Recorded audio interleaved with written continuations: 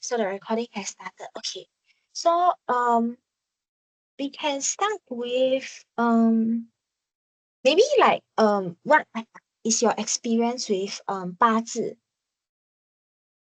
What is my experience? Okay. Well, I have quite a number of years with 八字, meaning that I actually go for 八字 reading almost every year. Yeah. So that means every year, that means before the new year, right? Or even after the new year, that I'll go to my 八字 master to know what's the forecast for this year, what I should avoid, etc. So that's my experience lah. If you are referring to this, yeah. Based on all these like these years that you've gone to the 八字 master and like asked for like advice, what are your thoughts about this entire like thing? Yeah. Uh, okay. I believe that every one of us has a certain we are born at a certain time, a certain date for whatever reason. Okay, and that's why our destiny will be different because of the certain elements in our life. But it doesn't mean that it stay fixed. It stay fixed. But it's good to know. It's good to know like what to avoid or what to leverage on. Example, I will quote like one of the years, right? My master was telling me that, okay, this year your workload is going to be very heavy. So I said, hey, my workload was already very heavy last year. You mean this year even worse? Then she said, yes, even worse. So it kind of prepped me lah. And indeed, it was really much tougher than the previous year. So I thought my workload was very heavy, and then this year even more heavier. So it kind of came through lah. But because I had the information, so it put me in a better state to so-called manage what came along my way. And then, of course, there are some things, right? The pastor will say, okay, somebody in your family, maybe for the elderly, you need to take special care, etc. That year, actually, the forecast came true lah, because my mom fell really sick.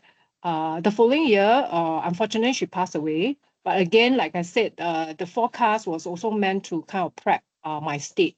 So, and then for some of the things, I think the good stuff, okay, so all these are not not so good stuff, right? So the good stuff are most like example, they can tell you like, okay, maybe do you need to switch your job, 换工作, or don't want to change job?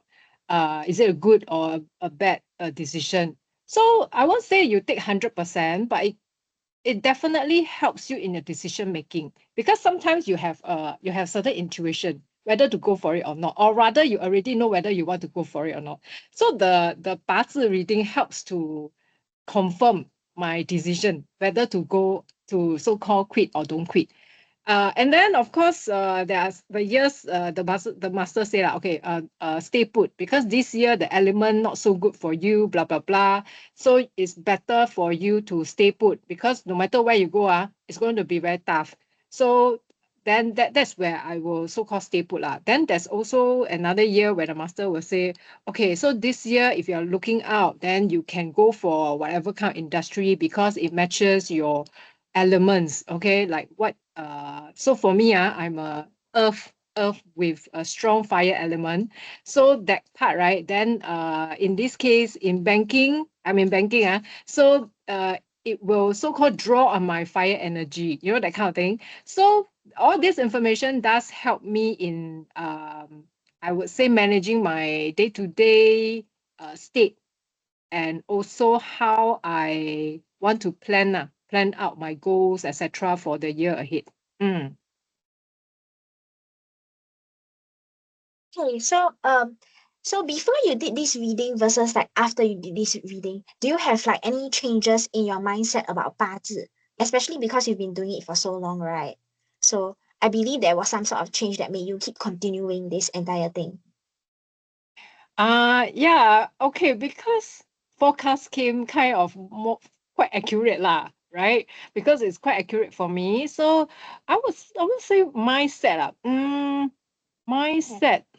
Okay, mindset wise, okay, I'm not sure how. Okay, can I just ask as in what context are you referring to for when you talk about mindset, as in last time I'm not into it, now I'm into it, or Yeah, so like a change in your beliefs. Like, was there a change or has it been the same or like, whether I still strongly believe in 八字, is it? Or hmm, yeah, I do. Yeah. I'm very, how should I say? I'm very interested. I'm very curious about all this 八字 lah, metaphysics lah, astrology lah, all of these sorts lah. So I'm a very to me, yeah, this is some, I feel that there are definitely some truth lah. These are all the ancient knowledge that were passed down. And because I experienced so-called the benefits and outcome of it. So to mm, me, yes, mm, my mindset is still very into it. mm. So in the first place, what made you want to like do the concert for the very first time? And then after the very first time is um and then like I guess how like what made you want to continue lah? Okay. The very first time, wow. Okay, when was that? Let me think. I think I went for I got to know about 八字 through a friend. Then I think that time I think she invited me for seminar lah. You know Joey Yap, one of the I yeah, do. okay. Yeah. So Joey Yap, right? So he Mm, was the one talk about feng shui, all this kind of thing.